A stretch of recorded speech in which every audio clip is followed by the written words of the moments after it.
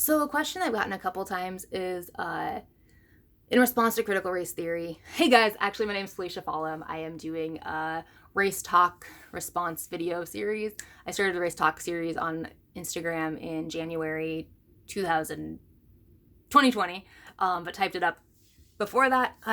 Anyways, so one of the questions in response to critical race theory that I get is, is it possible for a white man to understand what it's like to be a black woman?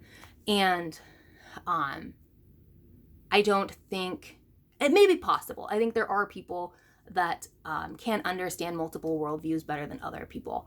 But in general, no, I don't think that white people understand what it's like to not be white in general. And that's because I talked about my growing up experience.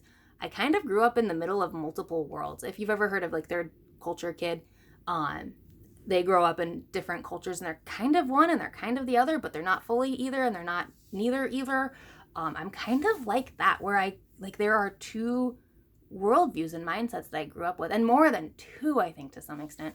Also, my personality, I do like to study religions or worldviews until I understand it. And for me, understanding means that I can contemplate if it's true, genuinely contemplate if it's true, and get past the no, here's what I believe this is true, to a well, maybe this other thing is true. I hope that makes sense. That's a little more abstract, but yeah, in general, I do not think that white people understand what it's like to be black people. And I think there are going to be black people that disagree with me on that, and there are going to be white people that do understand. There are going to be black people that have different experiences, and this is not a monolithic, I don't even know if that's the right word here. This is not a one size fits all example, right?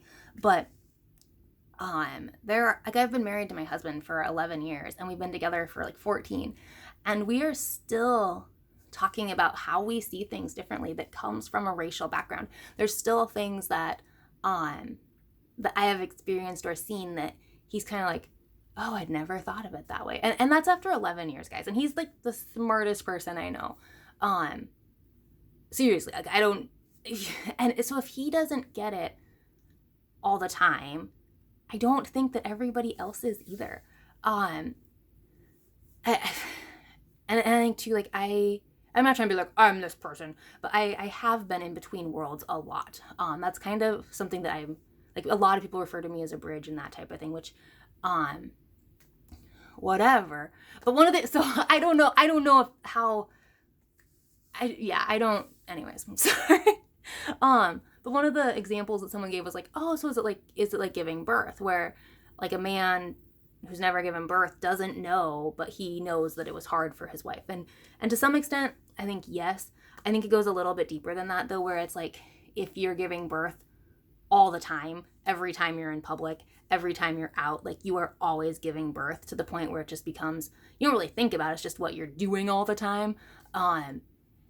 And then people are also telling you that you're not really giving birth. So the analogy, I think it kind of gets at the point, like, but it doesn't really get at the point either. I think there are,